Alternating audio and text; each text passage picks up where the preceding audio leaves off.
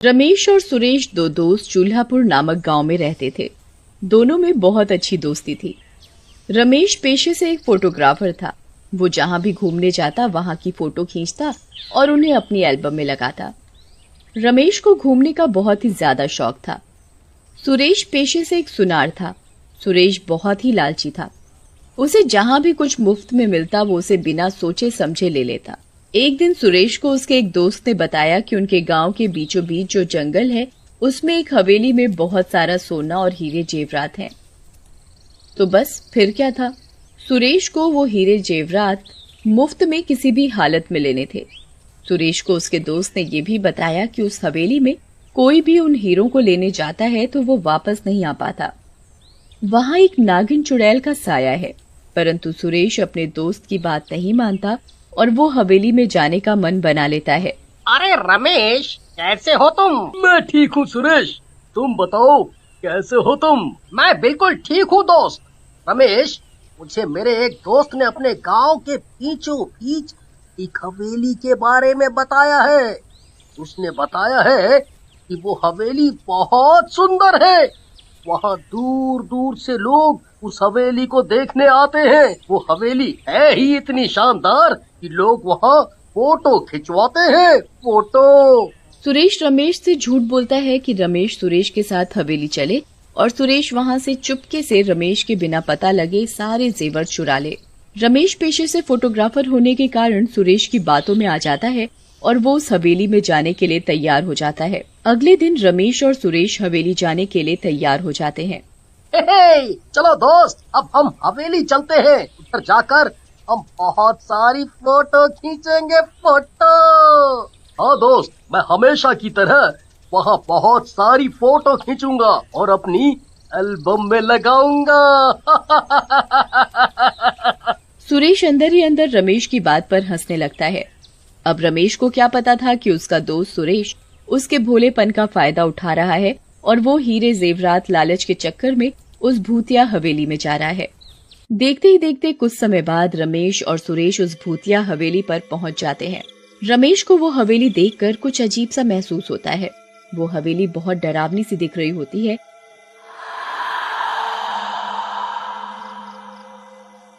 और वहाँ दूर दूर तक कोई भी इंसान हवेली देखने नहीं आया होता। अरे भाई सुरेश, तुम ये कैसी हवेली में ले आए मुझे? यहाँ तो दूर दूर तक कोई भी नहीं दिख रहा है। मुझे तो बहुत डर सा लग रहा है। ऐसा करते हैं, हम उल्टे चलते हैं। अरे नहीं रमेश, तुम कैसी बात कर रहे हो दोस्त? अब हम इतनी दूर आ गए हैं, बोलो अब बिना देखे चले जाएंगे तो हमारा इतनी दूर आने का क्या फायदा होगा? रमेश और सुरेश को तभी वहाँ एक जहरीला सांप नजर आता है। अरे सुरेश, सुरेश देखो, हम बहुत गलत जगह आ गए हैं। देखो ना, यहाँ तो सांप घूम रहे हैं। मुझे घर जाना है। हाँ, घर जाना है। वो सांप रमेश और सुरेश की तरफ ही आ रहा होता है। अरे भागो यहाँ से सुरेश, ये सांप तो हमारी तरफ ही आ रहा है। भागो। तभी रमेश और सुरेश को एक लड़की नजर आती है और वो बीन बजा रही होती है। वो लड़की बीन बजाकर उस जहरीले सांप को वहाँ से भगा देती है। अरे धन्यवाद बहन जी, आज तो आपने हमें बचा लिया, नहीं तो पता नहीं हमारा क्या हाल होता। हम तो सांप देखकर डर ही गए थे। अरे डरो मत आप दोनों, मैं तो यहाँ सपेरन हूँ। यहाँ इस हवेली में बहुत से सांप हैं और यहाँ बहुत से लोग आते हैं इस हवेली को देखने, तो मैं उन लोगों को सांपों से बचाती हूँ। उस लड़की की बात सुनकर रमेश को थोड़ा चैन आया। अरे यहाँ तो बहुत से लोग आते हैं, पर आज इधर कोई दिखाई क्यों नहीं दे रहा है? अरे बस समय समय की बात है, कभी यहाँ इतने लोग होते हैं, कभी कोई नहीं। आज वैसे भी अमावस्या की रात है, इसलिए कोई नहीं आया। अमावस्या की रात? इससे हवेली देखने का क्या मतलब? अरे कुछ नहीं, तुम्हें समझ नहीं आएगी ये कहानी। अरे रमेश, तुम यहाँ ही रुको, मैं अभी आया। अभी 1 मिनट हवेली के अंदर से। इतने में तुम बाहर से हवेली की फोटो खींचो। ठीक है। सुरेश की बताई गई बात अनुसार रमेश हवेली के बाहर से फोटो खींचने लग जाता है। सुरेश चालाकी से हवेली के अंदर जाता है, साथ ही वो लड़की भी उसके पीछे चल पड़ती है। अरे आज तो मैं माला माल होकर ही घर लौटूंगा। रमेश तो इस बात से अनजान है कि इस हवेली में हीरे जवाहरात दबे हुए हैं। तभी लड़की पीछे पीछे बीन बजाती हुई चलती है। अरे वाह, क्या बात है, आज का दिन तो बहुत ही अच्छा नजर आ रहा है। रमेश भी मेरे साथ हवेली तक आ गया और ये लड़की भी मेरे बिना कहे बीन बजा रही है और रास्ते में जो भी सांप आ रहा है उसे भगा रही है। लगता है आज तो मैं विजयी होकर ही हवेली से लौटूंगा। ये लड़की बीन बजाती हुई सुरेश के पीछे चलती जाती है और सुरेश के रास्ते में जो भी सांप आता है उसे भगा देती है। कुछ ही दूर चलते चलते सुरेश को हवेली में एक बहुत बड़ा सा दरवाजा नजर आता है। लगता है यही है वो दरवाजा, इसी के अंदर ही मेरा सोना चांदी है। सुरेश एक भी मिनट खराब न करते हुए दरवाजे की तरफ बढ़ता है। देखते ही देखते सुरेश वो दरवाजा खोल देता है।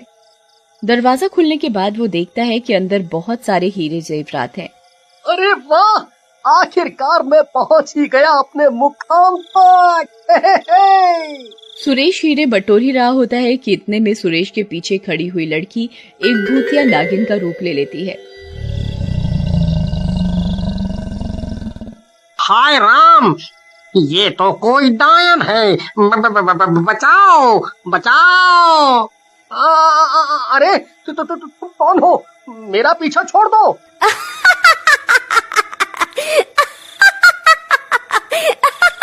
बेवकूफ लालची आदमी, तुझे क्या लगा मैं यहाँ क्या कर रही हूँ? तू ही एक यहाँ समझदार है क्या? तेरे जैसे कितने लालची आए इधर मेरी हवेली में और मैंने सबको मार डाला। ये जो सांप घूम रहे हैं ना हवेली में, ये सारे मेरे हाथों मरे हुए लोग ही हैं जो यहाँ तेरी तरह लालच में हीरे लेने आए थे। देखा मैंने उनका क्या हश्र किया है। अब देख तेरा भी यही हाल होगा। अरे नहीं, मुझे माफ कर दो, मुझे माफ कर दो भूतिया नागिन, मैं गलती से यहाँ आ गया। मुझे कोई सोना चांदी नहीं चाहिए, मैं खुद एक सुनार हूँ, मेरे पास भरपूर मात्रा में सोना चांदी है। मुझे कुछ नहीं चाहिए, मुझे बस यहाँ से जाने दो मुझे।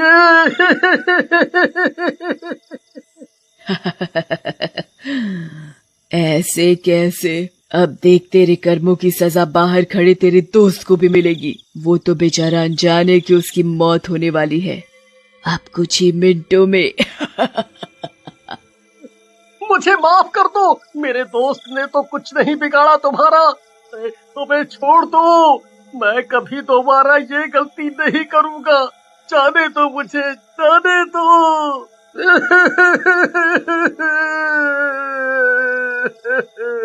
सुरेश उस भूतिया नागिन के आगे हाथ पैर जोड़कर गिड़गिड़ा ही रहा होता है कि तभी वो भूतिया नागिन उसे डस लेती है और उसके डसते ही सुरेश एक सांप में तब्दील हो जाता है। देखते ही देखते वो भूतिया नागिन हवेली के बाहर जाती है। इस लालची आदमी का तो अब खात्मा हो गया। अब बाहर जाकर इसके दोस्त को भी सांप में तब्दील करूंगी। आखिरकार इन्हीं सांपों से तो मेरी ताकत बढ़ती है। ये भूतिया नागिन सुरेश को सांप बनाकर बाहर जा ही रही होती है, तभी रमेश परेशान होने लग जाता है कि उसका दोस्त सुरेश किधर रह गया, अभी तक अंदर से बाहर क्यों नहीं आया। लगता है अब तो अंदर ही जाकर देखना पड़ेगा।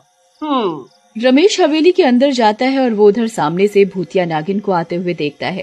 अरे कोई है,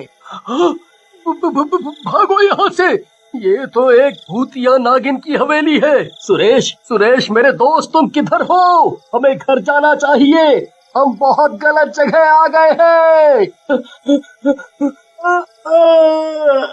रमेश हवेली से बाहर की तरफ भाग ही रहा होता है कि तभी वो भूतिया नागिन रमेश को पकड़ लेती है और उसे उसकी गर्दन पर बहुत जोर से डस लेती है। अरे मर गया अरे छोड़ दे चुड़ैल, अरे बच्चे की जान लेगी क्या? देखते ही देखते रमेश भी एक सांप में तब्दील हो जाता है और उस भूतिया नागिन की ताकत और मजबूत हो जाती है। सुरेश के लालच के कारण रमेश को भी सजा मिलती है और वो दोनों जिंदगी भर के लिए सांप में तब्दील हो जाते हैं।